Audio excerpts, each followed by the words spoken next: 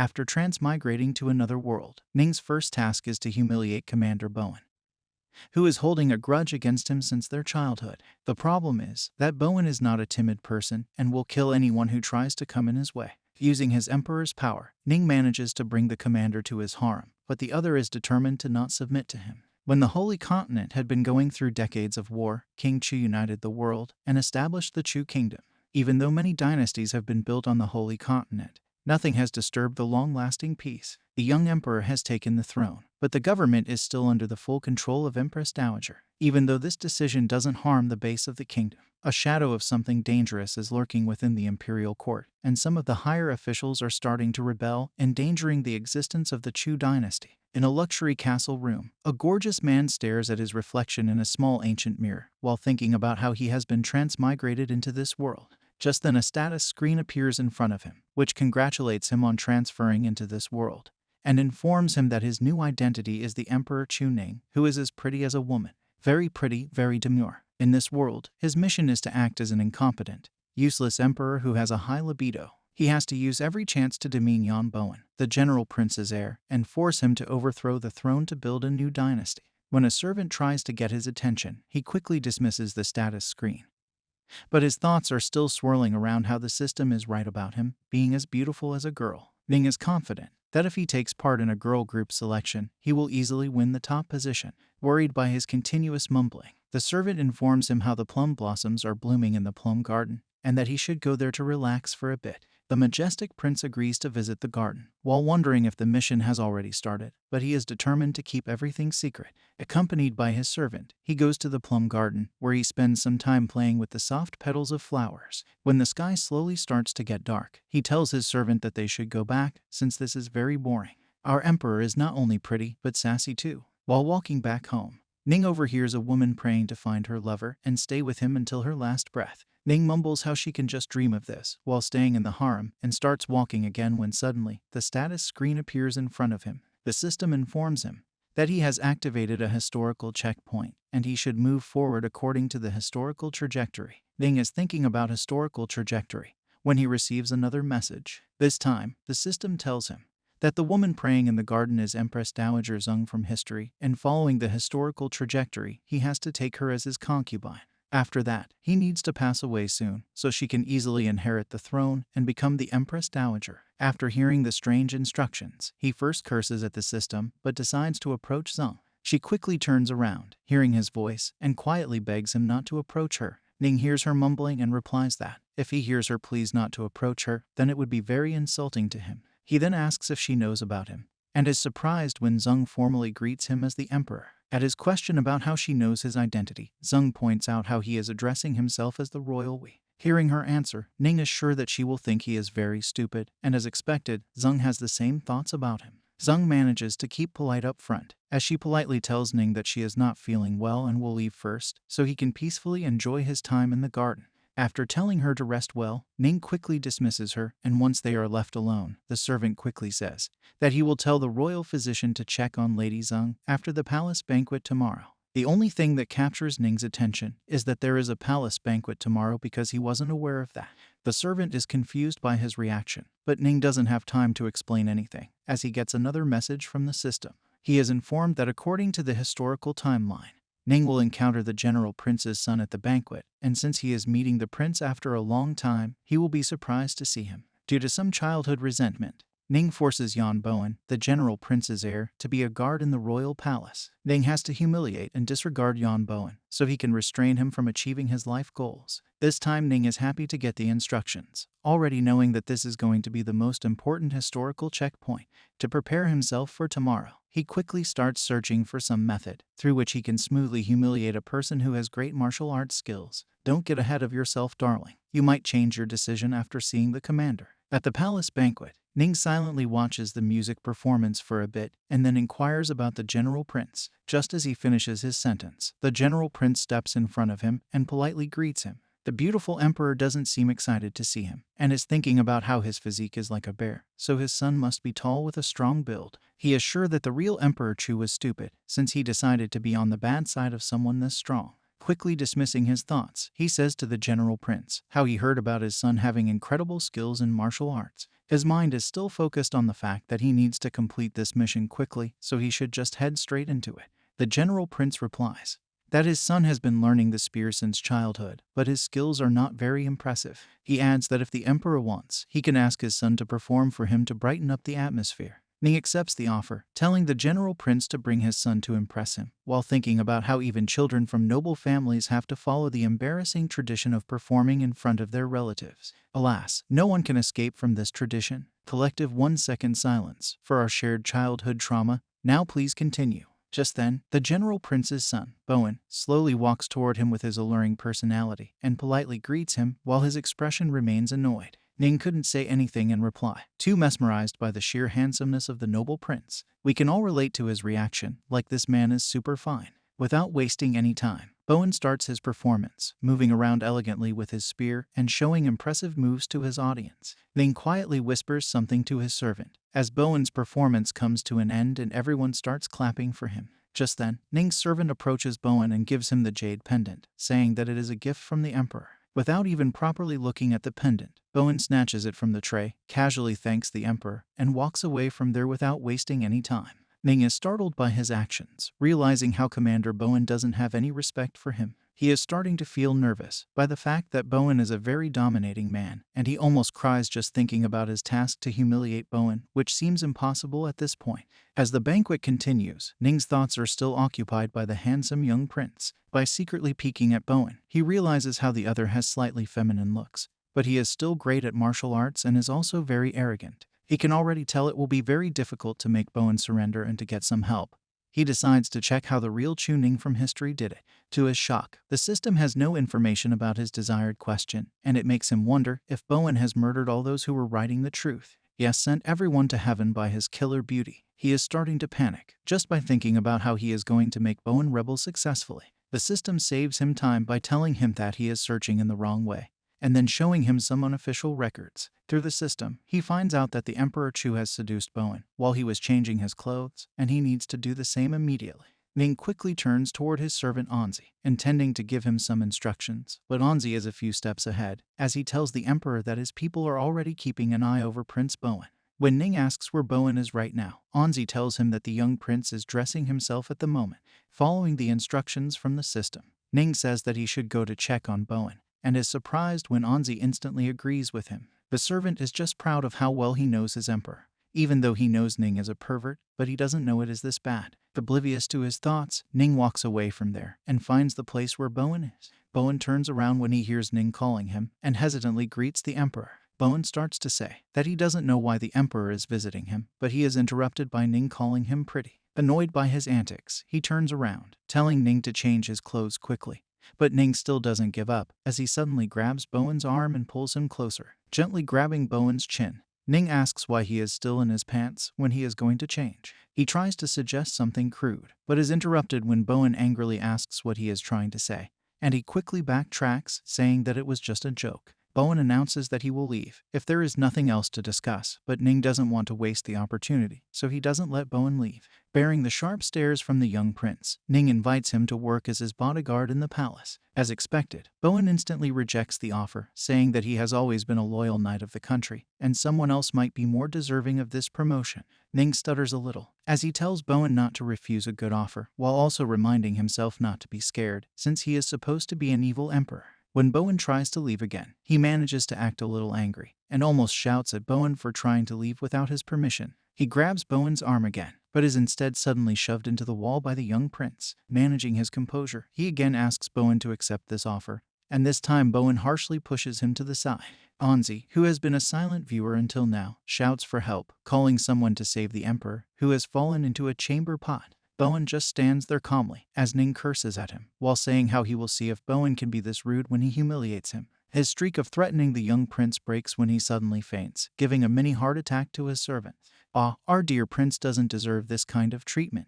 In a luxury bedroom of the palace, Ning is still unconscious, as his servants try to wake him up. The woman sitting beside his bed is gently calling him in an attempt to wake him up. Ning abruptly sits up in bed, while shouting at Bowan to stay away from him. The woman quickly makes her presence unknown, and seeing his mother sitting beside his bed, Ning asks her to get him Prince Bowan. His mother is surprised by the strange demand, since the emperor has always been addicted to women, and is suddenly saying something so weird. She continues that his desires were pretty obvious, since Lady Zeng from the harem resembles his cousin, and after he spent the night with her, he gave her the title Wan, which is also similar to his cousin's name. She is aware that he usually likes to play around, but to feel such desires toward his cousin would be a disgrace to their family's name. Baffled by his mother's speculations, Ning quickly explains that he wants Bowan to be his personal bodyguard.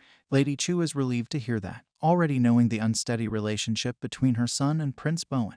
When Ning insists on getting his way, she is not sure if this is a good idea, since Bowan belongs to a respectable family of generals and is already well known without being a court official, so it will be degrading for him to be a royal bodyguard. Ning agrees with his mother's concern, but after today's incident, he is more determined to bring Bowan to the palace so he can humiliate and crush him. With a smug smile, he continues that he needs to add the old grudges and new resentment to rectify the hatred he is holding in his heart. His mother slaps him for his malicious statement, but it doesn't affect him, as he announces that he is the king and wants Bowan, and no one in this world can dare to stop him. Indifferent to her son's threat, Lady Chu says that he is very brave to act like this, which means it is time she uses her Empress title and teaches him a lesson with the help of Harem's master. According to her, Bowan's younger sister Mian is the perfect candidate, since she also has Yan's royal blood, and he should choose a day to call her to the palace. Ning excitedly starts to say something, but the system instantly issues a warning of him straying away from the original storyline and telling him to stick to the historical trajectory. The warning has left Ning extremely worried, so once he is alone in the room, he defeatedly lies on his table while thinking about how this emperor leaves everything to his mother instead of handling the court affairs on his own. He figured that if he wanted to bring Bowan to the palace, it would still be up to Lady Chu to confer the title of Empress. He is thinking hard about what he can do when Anzi comes there to ask him about food, but seeing his emperor worried, he offers to be a listener to his problem. Ning says that since he has spent a lot of time in the harem, he must be well aware of what is most important to his mother. Quickly going into his loyal companion mode, Anzi starts his speech about how the Empress values her son the most, but Ning quickly stops him from being a flatterer and asks to know about other things. Anzi is sure a sweet talker when he is not yelling for help. Scratching his head nervously, Anzi replies that the other thing his mother values a lot is probably Buddha. Ning finally remembers how Empress Dowager in history was known for her blind faith, and since he found a key point, an idea finally pops into his head. He asks Anzi to find Empress Dowager and tells her that the emperor has something urgent to discuss with her. Anzi follows his order, and soon after that, Empress Dowager comes to his chamber, worried about why she has been called so urgently. Ning quickly goes into his character as he makes a strange noise and then says that he is the son of heaven who has possessed the emperor's body to deliver an important secret. Startled, the empress slaps him, saying that she is still his mother, but Ning doesn't break his character. Only a mother has the strength to slap their kid,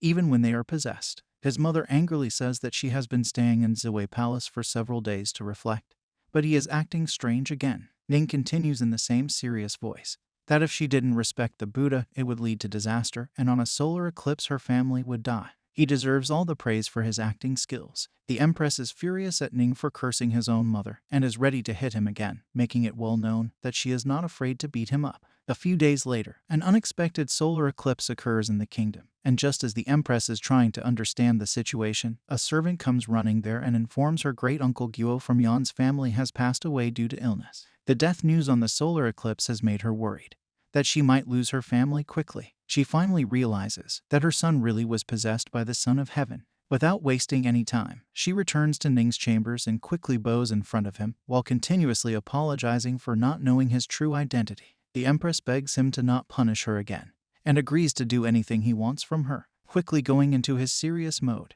Ning says that for her to break the curse, the Yan family's royal child who was born in the evening needs to accept the duty of accompanying the emperor and be the manager of the harem. If this condition is not fulfilled, she will face death very soon. After thinking about it for a moment, the Empress figures that the Buddha is talking about Yan Bowan, but she knows it will be immoral to force him to live in the palace. She argues that Bowan will never accept this offer, which will only make their family become a joke for everyone. Ning is not ready to accept the offer, knowing that his life is at risk, so Bowan will need to accept this offer. He says to the Empress that if she takes longer to fulfill his demand, she is going to lose her life, while he once again is surprised by how wild her imagination is. The Empress hesitantly agrees with his condition and assures him that she will fulfill all the demands. At the General Prince's residence, a servant reads a decree that says that Bowan is very talented and honest, and has a strong grip on literary and military affairs. By the order of the heavens, he has been selected as the leader of royal guards, and has to stay by the emperor's side to protect him.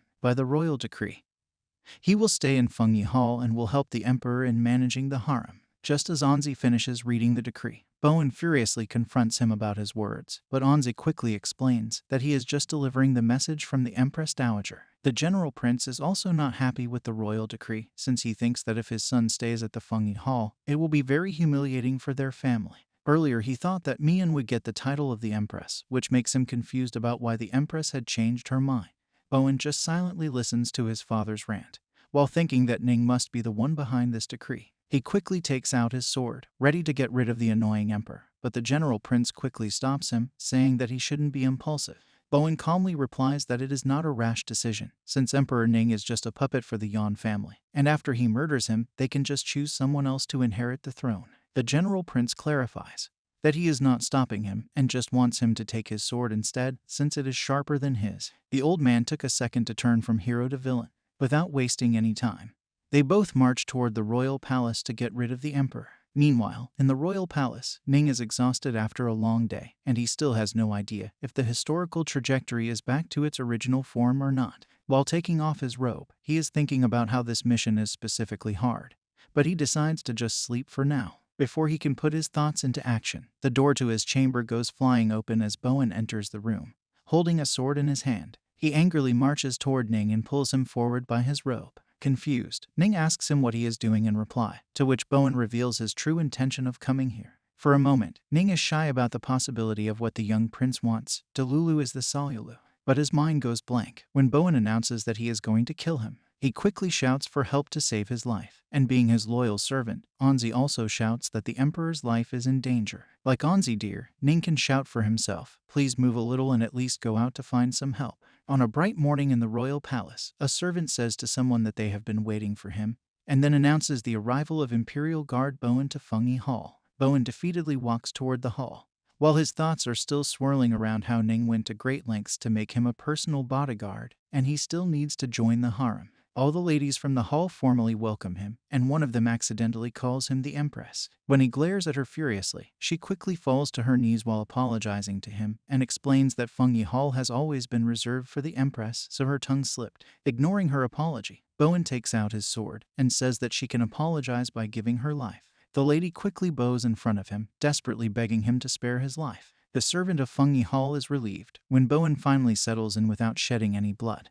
While Bowan has decided to bear all this for future glory. The previous night, Empress Dowager arrived there just in time to save his life. She scolds both of them for creating chaos this late at night, and Ning quickly complains that Bowan is tormenting him. Clearing her throat, the Empress says that she knows that what is happening with him is not right, but still, Ning is the emperor here and can't be killed just because he is angry. For a moment I was worried he was going to be a widower before he gets the chance to witness their love story. Bowan is still furious, as he tells how Ning wanted him to join the harem, and instead of allowing him to rule the country, they should just get rid of him. They can announce that the emperor died suddenly, and find someone else for the throne. The Empress replies that he is making everything more complicated, while Ning quickly hides behind his mother, asking her to protect him. She tells Bowan how they can't replace the emperor, because her life is at risk. Hearing that Ning is grateful that his act of Son of Heaven worked, or else he doesn't know what would have happened if the Empress Dowager had gotten rid of him. The Empress tells them to dismiss the conversation, as she walks out with Bowan since she wants to discuss something with him.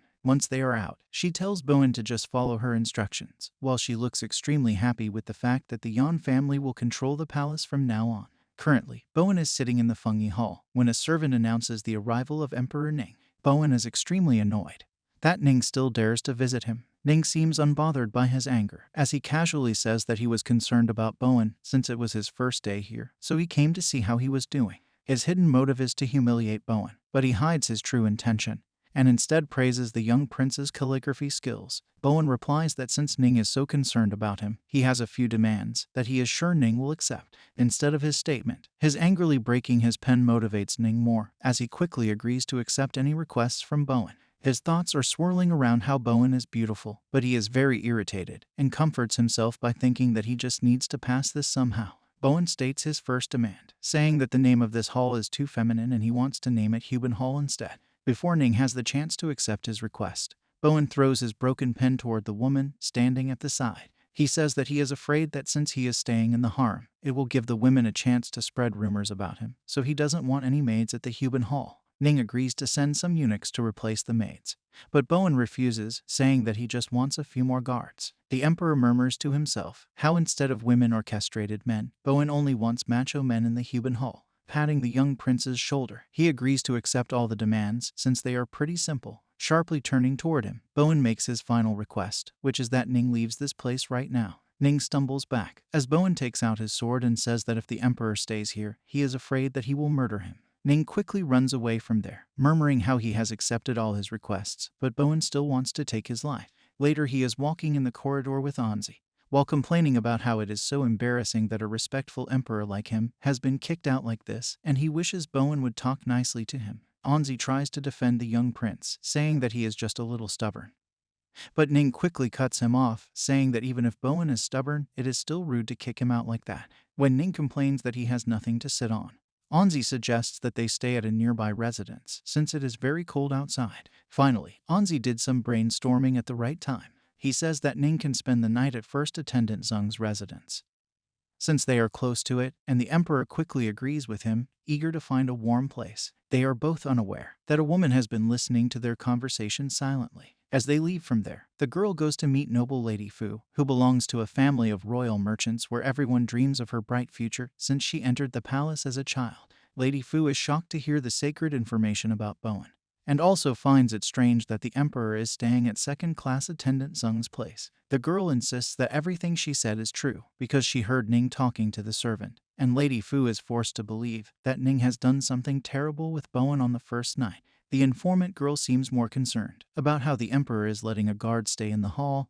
That is specific to the empress. Despite her concerns, Lady Fu is calm as she says that they don't have to be scared since Yan Bowan can't give an heir to the emperor. She knows how to deal with such a situation and is very determined to win the seat of the empress. The night has gotten colder since it started snowing outside, and despite taking shelter at Lady Zung's place, Ning is shivering badly while continuously sneezing. He complains to Anzi how this place is also freezing in reply, to which Anzi sheepishly says that Lady Zung has lower status than other concubines, so she doesn't have many resources, but he will ask the servants to take care of the situation. Lady Zung quickly approaches him as she apologizes to Ning, saying that she felt too hot, and stops the servant from adding more charcoal to the fire. She looks scared of his reaction, but instead of getting angry, Ning gently wraps an arm around her shoulder while saying that it is not her fault and they have been kicked out of Fengyi Hall by someone. It was already clear that no one wanted to get on the bad side of the champion of the War of Schemes. Just then, Lady Zung takes a step forward and accidentally falls on Ning.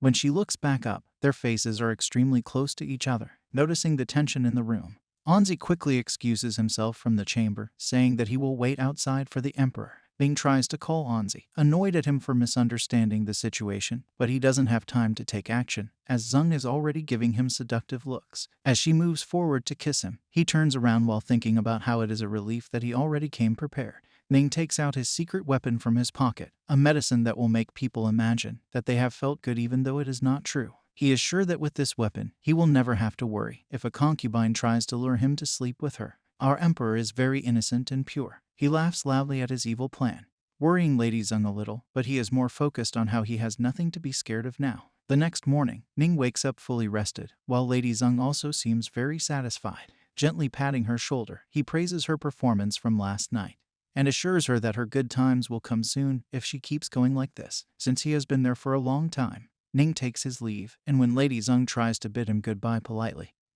he asks her to not be so formal suddenly. The emperor finally leaves Lady Zung's place while keeping a hand on his back, which is hurting badly. When he steps out, Anzi quickly checks on him, and seeing his condition, he guesses the emperor must have been very active last night. Agreeing with him, Ning replies that his back hurts because of lying still for too long, and he gets a flashback of last night when he slept on the floor beside Lady Zung's bed. When he is done complaining, he tells Anzi to give Lady Zung the title of Wan, promoting her to noble Lady Wan and also giving her more charcoal for fire. Anzi agrees to follow his instructions as they continue walking, and after a few steps, they bump into Bowan and his guards. Seeing two muscled men standing on either side of Bowan, Ning has momentarily lost his ability to speak, too lost in the handsomeness of the guards. He comes out of his daydreaming when Bowan comments that the Emperor seems to have an equal interest in men and women. Quickly defending himself, Ning says that he is just staring at them and that it is Bowan who is narrow-minded. His words instantly bring out the angry Bowan as he leans closer to the Emperor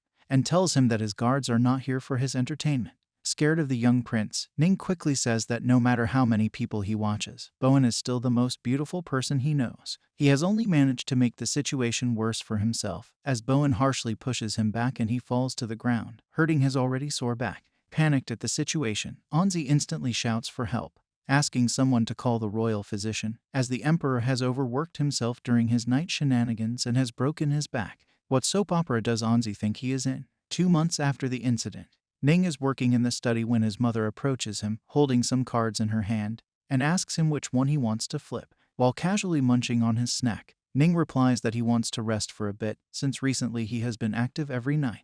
In reality, he only has a small amount left of his secret weapon, and is tired of sleeping on the floor every night. Lady Dowager argues that she just wants to see her first grandson soon. Just then, Anzi comes running there and congratulates both of them, because noble Lady Fu is expecting. The feather pen falls from Ning's hand, and he starts sweating at the unexpected news. He is confused about how this can happen, as he doesn't know if his secret formula has this type of side effect. He quickly searches the system to find the answer, and is baffled to know that he has been cheated on. Oblivious to his inner turmoil, Lady Dowager is happy to hear the news and tells Anzi to quickly bring Lady Fu here. Soon after that, Lady Fu comes there and excitedly approaches Ning, saying how she is pregnant with the future prince. Ning tells her to calm down, but she seems very delighted, as she asks him to touch her belly, saying that their child is kicking her. The Emperor just stares at her, while thinking about how cunning women are, because if he didn't know she cheated on him, he would have believed her lies. His torture finally ends when Lady Dowager comes there with Bowan and tells Lady Fu to take good care of herself, because she is going to give birth to an heir. Lady Fu politely thanks her, and Lady Dowager turns toward Bowan, instructing him to look after Lady Fu since he is now in charge of the harem. Bowan assures her that he will follow her orders, while Ning is the only one who has felt the room suddenly getting colder. After a court session, a few of the officials discuss how brave Bowan is, because he went against the Empress Dowager even though they are from the same family. His fellow just tells him to stay quiet, or else he might lose his life. Meanwhile, in another part of the palace, Lady Dowager is yelling at Bowan for opposing her in the court. Bowan argues that she was making a rash decision, but instead of agreeing with him, Lady Dowager just says that it was her mistake to give him so much authority. This is the reason he has tried to make her look bad in front of the imperial court. She then announces that he will not attend the court sessions from now on, and Bowan just bows politely in front of her, easily accepting her orders. Lady Dowager adds that since most of the issues in the harem are between women, she will take care of them from now on, and he just has to reflect on his actions in Huban Hall. Bowan agrees with her without any argument, and then goes back to the Huban Hall where all the concubines are waiting for him. Bowan is instantly annoyed by the noise and asks the girls to say anything they want quickly or just leave. Lady Fu is the first one to speak, as she greets him politely and apologizes for not bowing to him since she is with a child. Bowan just tells her to get to the point quickly, and Lady Fu tells him how Lady Wan is spending a lot of nights with the Emperor, so they suspect that she will be expecting soon. She adds that he should start making the necessary preparations for her too, so later he doesn't face the wrath of Lady Dowager for anything. This woman is naturally talented at infuriating people. Bowan is furious at this point, but the girls just ignore him, and instead Lady Wan congratulates Fu for expecting an heir. Lady Fu arrogantly replies that it is not a big deal, since Lady Wan or any other woman can get pregnant, but it is very funny for Bowan to be staying at Fengyi Hall. She is provoking him on purpose, as she doesn't think a boy toy like him is worthy of fighting her for the position of Empress. At this point, Bowan is barely controlling his anger and keeps reminding himself that he can't beat a woman. Acting innocent, Lady Fu apologizes for making him angry by speaking out of the line, while thinking about how he can't do anything with her and that he is not the one who can decide the matters in the harem. Sharply glaring at her, Bowan asks what will happen if he decides to not forgive her. Lady Fu instantly kneels on the ground, saying that she will stay on the ground, asking for his forgiveness. She is eager to wait for how he will explain to Lady Dowager that he made her kneel on the ground when she was pregnant with an heir, but Bowan seems unbothered as he walks away, saying that she can just be here like this. Lady Fu is agitated by his actions and shouts that he can't treat her like this when she is going to give birth to a prince. She asks him to stop, but Bowan ignores her and steps out of the Huban Hall. His thoughts are swirling around how Ning is always spending nights with his concubines, which is why the royal court is filled with schemers. According to him, a man should act like a real man, or else there will be no way to bring happiness to the people. A few days later, Ning is at one of his concubines' places and asks her if the news about Bowan making Lady Fu kneel on the ground as a punishment is true. The girl replies that many days have passed since then, so she doesn't remember the incident well. Eating his fruit, Ning just murmurs that it is easy to talk directly with the hunks. He thinks these girls are too cautious, which is very tiring, and it makes him like the hunks more. While thinking about those men, he imagines Bowan shirtless, with all his impressive muscles on display. He stops drooling when the lady suddenly asks if he is thinking about Yon Bowan. Stuttering a little, Ning tries to deny that, but the lady interrupts him, saying that Bowan is new to this place, so he doesn't know about many things, and Ning should visit him more often. Ning knows that he will be inviting his own death if he goes to Huban Hall, but he stays silent, while the lady asks him to treat everyone in the harem equally and not favor her. Ning murmurs that he needs more physical strength for equal treatment.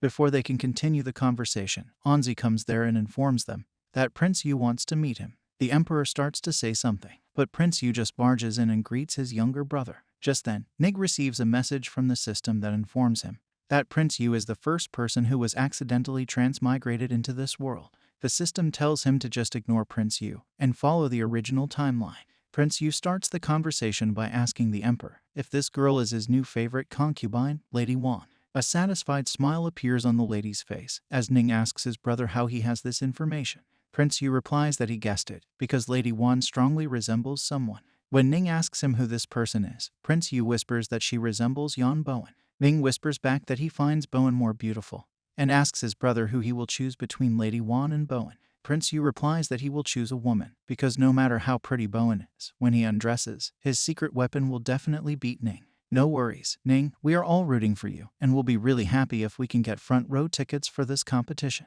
Ning shouts at his brother that he can't know who is at the advantage here. Calming himself down, he proudly says that the secret weapon he is hiding is also pretty big. Prince Yu quickly admits defeat in front of his brother, even though he still doesn't believe him. He has gotten a chance to see what Bowan is packing, and he is sure no one can defeat him. Before they can continue their intellectual conversation, Anzi barges into the room, informing them that something bad has happened at Huban Hall. I believe Anzi is just there to deliver the bad news. Anzi asks Ning to quickly go to Huban Hall. When the emperor turns toward him, he quickly apologizes for disturbing them, but Ning instead asks him to explain what happened.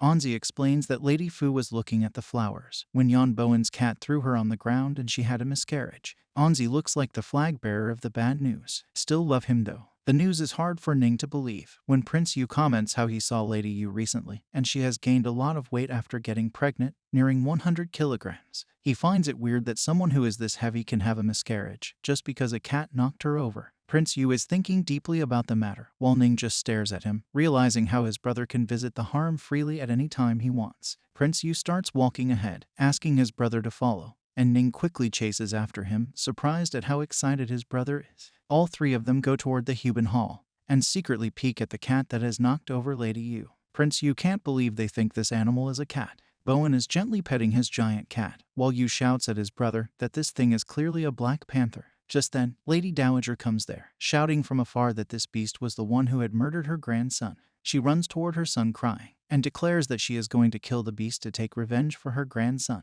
Bowan calmly asks who dares to harm his pet, and his statement makes the situation worse as Lady Dowager shouts that she has enough courage to do that. Bowan casually asks her to attack if she can, and Lady Dowager asks her guards to beat the beast, but they all just stand there idly. Wish we all has the courage to talk this way with our mother-in-law. Furious, Lady Dowager grabs one of them by his collar and tells him to kill the best quickly. The guard nervously replies that he can't do that, while thinking about how he will die if he moves forward. A smug smile grazes Bowan's lips, and seeing his expression infuriates Lady Dowager even more. She goes to her son next, telling him to attack the beast, instead of just watching everything silently. Prince Yu comes to rescue his brother, and he tells the Empress to check on Lady Fu first, instead of focusing on getting rid of the beast. Lady Dowager instantly agrees with his suggestion, while Ning just stands there, thinking about whether he has been trapped in a fight between in-laws and feels that everyone is wrong here. They all go to check on Lady Fu, who is peacefully sleeping.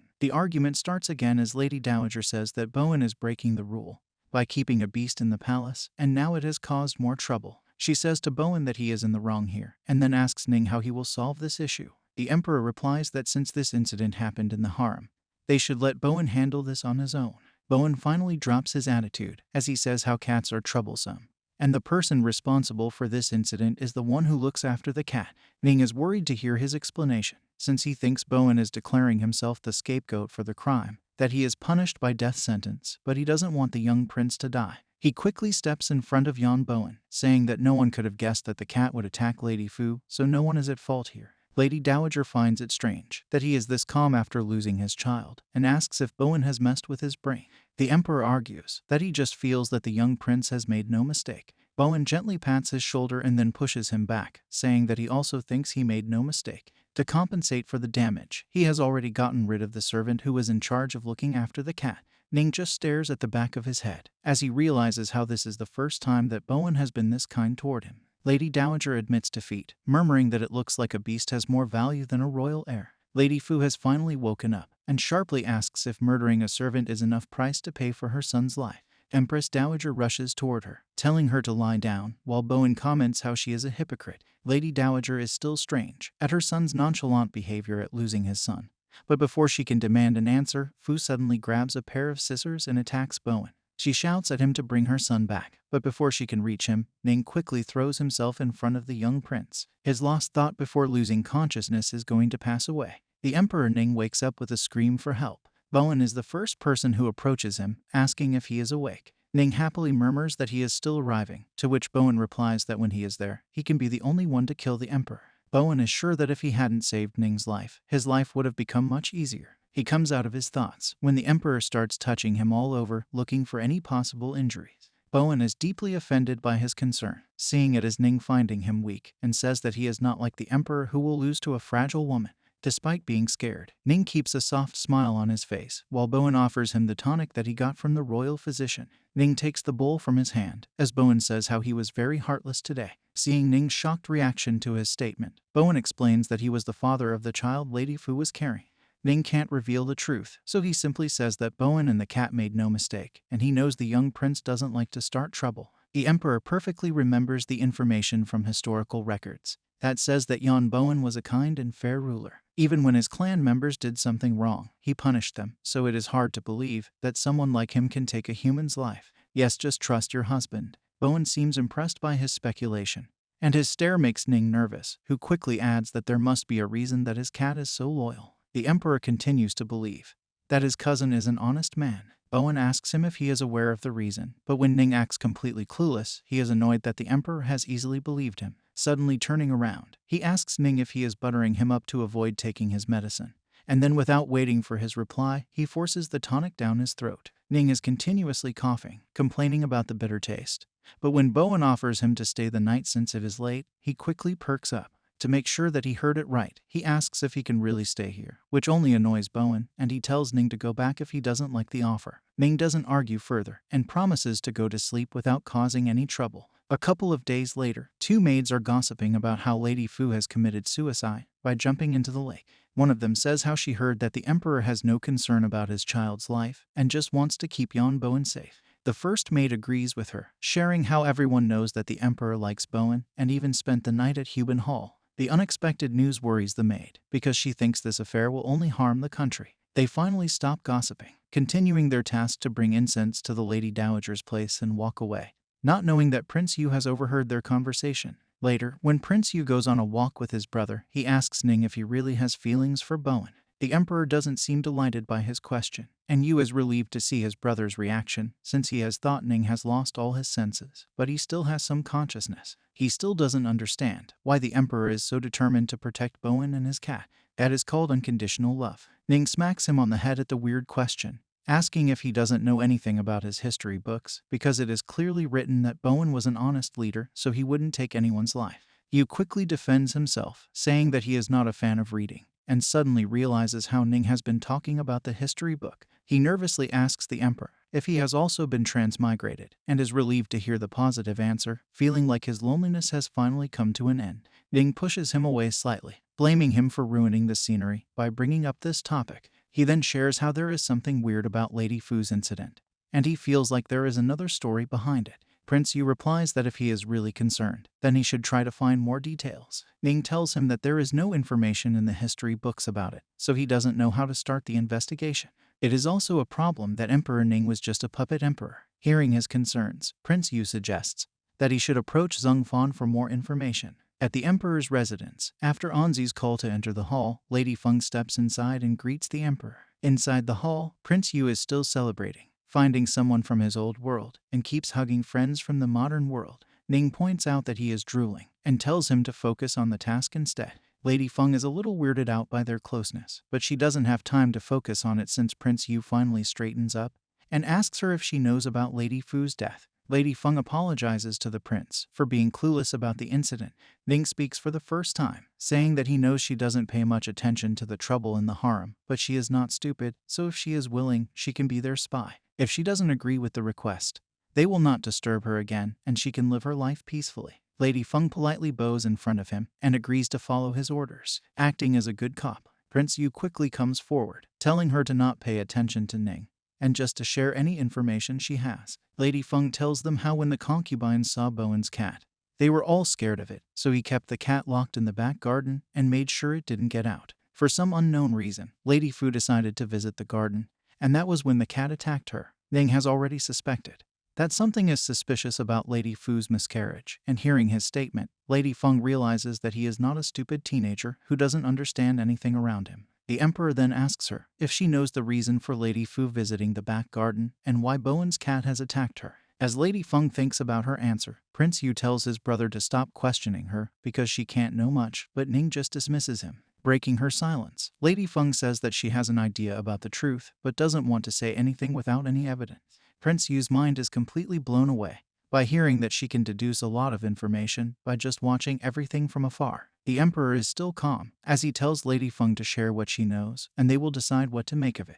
Lady Feng shares that when Lady Fu was expecting the heir, the Empress Dowager was very excited and gifted her a priceless incense. The day Lady Fu was watching the flowers, she was the only person who used the incense, and since the cat is very sensitive to the smell, she thinks that the unique scent of Lady Fu's body has provoked the cat to attack her. She heard from someone that the Lady Fu went to the back garden because a servant from Huban Hall had summoned her. Prince Yu is thinking about the incense when Ning asks which servant has called Lady Fu, and finds out that it was the person who looked after the cat. Prince Yu quickly adds how that servant was killed by Bowen, and all these points out that Yan Bowen was behind all this ordeal. The other two look annoyed by his speculation, but Yu is insistent on his theory about Yan Bowen's cat and the servant from Huban Hall. He explains that it was Bowen who asked the servant to train the cat, and then summoned Lady Fu to the back garden where the cat had attacked her. After the incident, he quickly killed the servant, making him a scapegoat and leaving no traces of his crime. Emperor Ning comments that his theory is good, but he doesn't need to come up with something next time. Lady Fu also shares Yu's sentiment, as she says that Bowen should take responsibility for someone getting hurt at Huban Hall. Ning asks her if she were at Bowen's place, she would have made the same mistake. He continues that based on Bowen's personality, he will directly get rid of anyone who annoyed him, so there is no reason for him to come up with such an elaborate plan to call Lady Fu to the back garden. Agreeing with him, Lady Feng says that his conclusion is valid, but they can't get any evidence because the main suspect has died. Prince Yu adds that if Bowen hasn't planned any of this, then why didn't he keep the servant alive so he can be investigated? They are both shocked when Ning suddenly says that he thinks Bowen did this intentionally. He is satisfied at finally finding a suitable answer to his questions. In the courtyard, Bowen is practicing his archery skills, while Ning secretly stares at him from behind the wall and comments on how handsome he looks. Glaring back at him, Bowen tells the Emperor to come forward quickly since he can already hear him. Don't get excited. He is not eager to meet the Emperor, he just wants to get rid of him quickly. Ning laughs nervously as he moves toward Bowen, murmuring how he can't hide anything, and then asks if he hired a new servant to look after the cat. Bowen just hums in reply, and Ning comments that he hopes this new servant is trustworthy. Ignoring his comment, Yan Bowen casually shoots an arrow and asks him if he would like to try. Ning is confused by the sudden offer since he is still talking, but Bowen just forces the bow in his hand. As the young prince gently guides his hands, Ning tells him that even if no one in the palace or in the whole world believes him, he knows that Bowen did nothing wrong. Yan Bowen again just hums and guides Ning to shoot the arrow that hits the target perfectly. Our emperor seems to be hit by the Cupid's arrow while shooting the arrow. About 12 years ago, in the garden of the General Prince's manor, some kids were playing with a teapot. curious about why their uncle always kept it so close. As they both run after each other, little Jan Bowen gets on the rooftop and excitedly cheers that he found something amazing. Jumping down from the roof, he shows the insect to the other kids, saying how he spent so much time to find the thing, and named it Xiao Xian. The other kid comments that he is very filthy, while Bowen excitedly says how there are a lot of other rhinoceros beetles. The other kid harshly slaps his hand, causing the insect to fall on the ground. And before Bowen can rescue him, the kid smashes the teapot on the beetle, killing it instantly. Devastated by the situation, Bowen holds the dead insect in his hand, while the other children run toward the woman standing at the side. Little Bowen looks so innocent and pitiful when one of them scolds the kids for making the news. The bigger kid complains that Bowen has broken the teapot. Without any investigation, the lady slaps Bowen, shouting at him for being so troublesome when his father is out on the battlefield. She keeps yelling how he is the most rebellious kid and only stirs trouble, while Bowen just silently listens to the insults. Back in the present, Ning comfortably sits on the bed, while complaining about how he is exhausted, and archery is a very difficult task. Jan Bowen politely replies that they just practiced a little and Ning is just so weak, choosing not to comment on his statement. The Emperor finally reveals why he came here, and asks Bowen if he must know the person who has murdered Lady Fu. When Bowen doesn't say anything in reply, the Emperor says to him that he doesn't need to stay silent, because he has already guessed that the Empress Dowager was behind this. Bowen asks him how he found out, and Ning is impressed at how his wild guess was true. He explains how the Lady Dowager has gifted the unique incense to Lady Fu, and they both were the only ones who have this incense. Now that he looks back, he can guess that Bowen knew everything from the start, but he still murdered the servant and didn't explain anything. After carefully examining everything, he came to the conclusion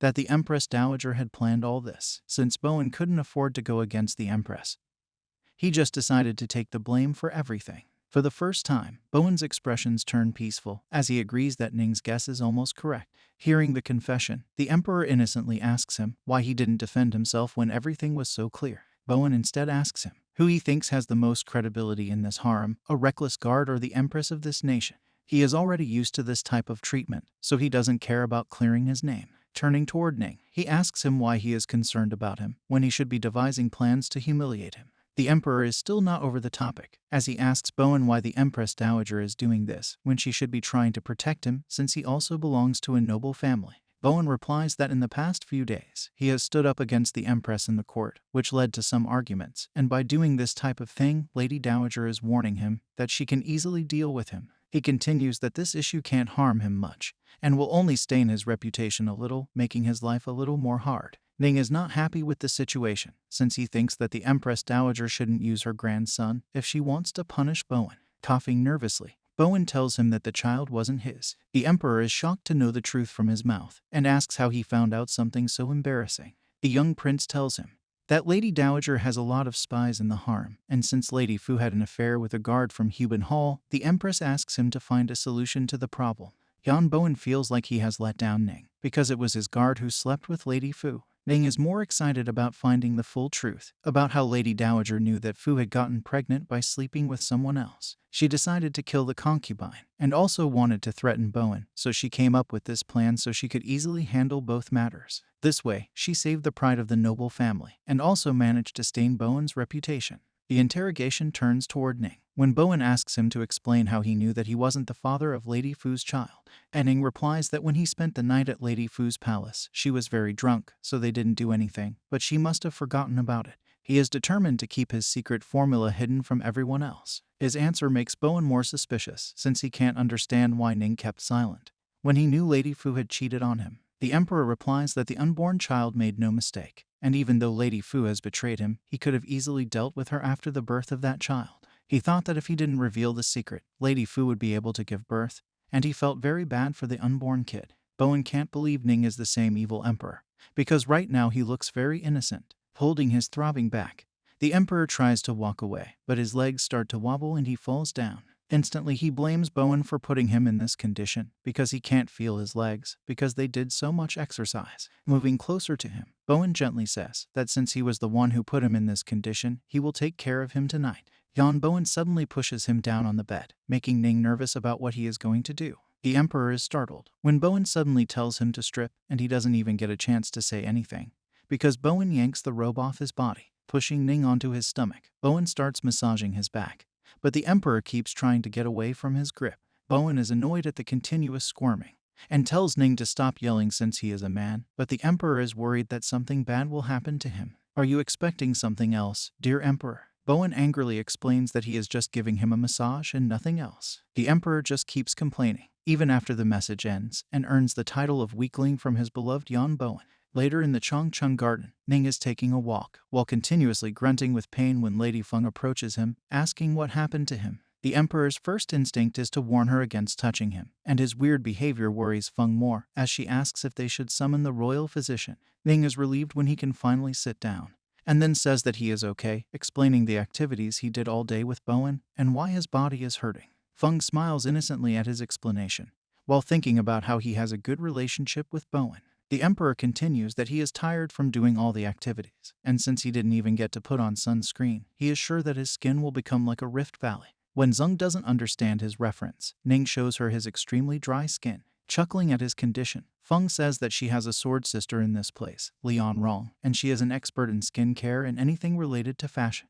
If he is willing, she can ask her to take a look at his face. Ning instantly agrees with the idea and orders her to also bring her sworn sister. Feng is startled that he wants to call both of them, but Ning doesn't pay attention to her reaction and tells Anzi to call the second attendant to serve him tonight. His thoughts are simply surrounding how he should learn some techniques from Lady An to take care of himself, since staying in the palace is very boring. He says to Feng how he is not like Bowan, who can spend every day doing archery on horseback with a group of giant men. Just doing it once made him very tired, and now there are spots on his skin because of the sunburn. Feng just agrees with him, while thinking about how he is also a big man, but it looks like he is trying to become a woman. After 18 minutes, Lady An finally comes to his residence, and is very excited that Ning has finally called her. Ning tells her to quickly stand up, as he feels bad for calling her here in the middle of the night. Just then, An notices her friend standing there, and is baffled just by the thought that Ning has this type of desire. Feng is also feeling nervous, but Ning is oblivious to their inner turmoil and asks An to quickly share her skincare knowledge with him. A few days after that, Lady Dowager shouts at Anzi for not following her orders to stay by Ning's side and keep an eye on him. Don't scold our dear Anzi, only we are allowed to pull his leg. She asks why he allowed the Emperor to spend the night with 2 women, and if this is how he is taking care of Ning. She is worried that it will cause a great uproar in the theater. Anzi bows politely in front of him, apologizing for his mistake, and begs her to be merciful towards him. Lady Dowager turns her attention toward Bowan, since he is the manager of the harem and should take care of this situation. Yan quickly takes action and tells Anzi to bring Feng and An to see Ning Palace instantly. He is also annoyed at the Emperor's extremely wild taste. Soon after that, the 2 ladies come to the hall, and Lady Dowager confronts them about the rumors of them using nefarious methods to lure the Emperor into the bed. She sharply asks if they can say anything in their defense. After creating turmoil in the harem, Lady Feng is the first one to speak, explaining that she has remained untouched in the past few days and didn't violate the Emperor's body in any way. Her statement just makes everyone more confused, and Lady Dowager asks her how she is still a virgin when Ning calls her to serve him in bed. Feng explains that Ning has summoned her because he wanted to discuss his skin issues, and she has even prepared some makeup and clothes for him. Lady Dowager still can't believe her, so Feng insists that she is speaking the truth, and both of the concubines have done nothing physical with the Emperor. Yan Bowan questions her next, asking what Ning is trying to achieve by learning how to make makeup. Feng explains that the Emperor wants to pay attention to his appearance, so he has no problems when learning archery and horseback riding with Bowan.